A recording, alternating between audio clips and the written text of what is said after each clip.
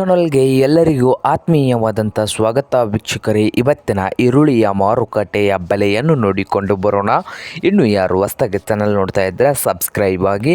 ಇವತ್ತಿನ ವಿಡಿಯೋ ಹುಣ್ಣಿಮೆಯ ಮಾರುಕಟ್ಟೆ ಬೆಲೆ ವಿಡಿಯೋ ಆಗಿರುತ್ತದೆ ರೈತರಿ, ಹಾಗೆ ರೇಟು ಆಗಿರುತ್ತದೆ. ಹಾಗೆ ಇಂದಿನ ಈರುಳ್ಳಿಯ ಮಾರುಕಟ್ಟೆ ಬೆಲೆ ನೋಡುವುದಾದರೆ ಪುಣೆ ಮಾರುಕಟ್ಟೆಯಲ್ಲಿ 1 ಕ್ವಿಂಟಲ್ ಈರುಳ್ಳಿಗೆ ಕನಿಷ್ಠ ಬೆಲೆ 600, ಗರಿಷ್ಠ ಬೆಲೆ 1500 ರೂಪಾಯಿವರೆಗೆ 1 ಕ್ವಿಂಟಲ್ಗೆ ಪುಣೆಯಲ್ಲಿ ರೇಟು ಇದೆ.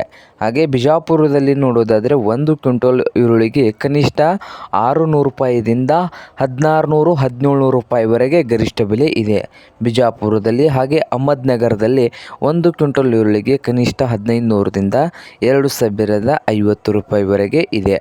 ಹಾಗೆ ಇನ್ನೊಂದು ಮಾರುಕಟ್ಟೆ ನೋಡೋದಾದರೆ ಬಾಗಲಕೋಟೆ ಮಾರುಕಟ್ಟೆಯಲ್ಲಿ ಕನಿಷ್ಠ ಬೆಲೆ ಬಂದು 400 ರೂಪಾಯಿದಿಂದ ಗರಿಷ್ಠ 2000 ರೂಪಾಯಿವರೆಗೆ ರೇಟು ಇದೆ. ಹಾಗೆ ಧಾರವಾಡದಲ್ಲಿ ಕೂಡ 1000 ರೂಪಾಯಿ ಕನಿಷ್ಠ ಬೆಲೆ, ಗರಿಷ್ಠ ಬೆಲೆ 2000 ರೂಪಾಯಿಯೂ ಇದೆ.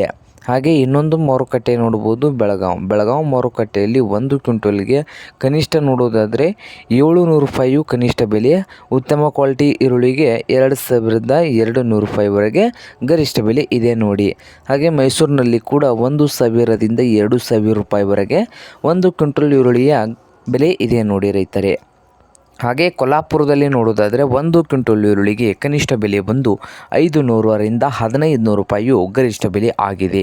ಹಾಗೆ ಇನ್ನೊಂದು ಮಾರುಕಟ್ಟೆ ಬಂದು ಛತ್ರಪತಿ ಸಂಭಾಜಿನಗರದಲ್ಲಿ 1 ಕ್ವಿಂಟಲ್ ಈರುಳ್ಳಿಗೆ ಕನಿಷ್ಠ ಬಂದು 500ರಿಂದ 1800 ರೂಪಾಯಿಯು ಗರಿಷ್ಠ ಬೆಲೆ ಆಗಿದೆ.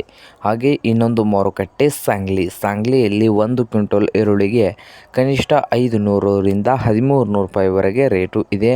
ಹಾಗೆ ಮಹಾರಾಷ್ಟ್ರದ ಕರಾಡದಲ್ಲಿ ಕೂಡ 800ರಿಂದ 1400 ರೂಪಾಯಿವರೆಗೆ 1 ಕ್ವಿಂಟಲ್ ಈರುಳ್ಳಿಯ ಬೆಲೆ ಇದೆ ನೋಡಿ ರೈತರೇ.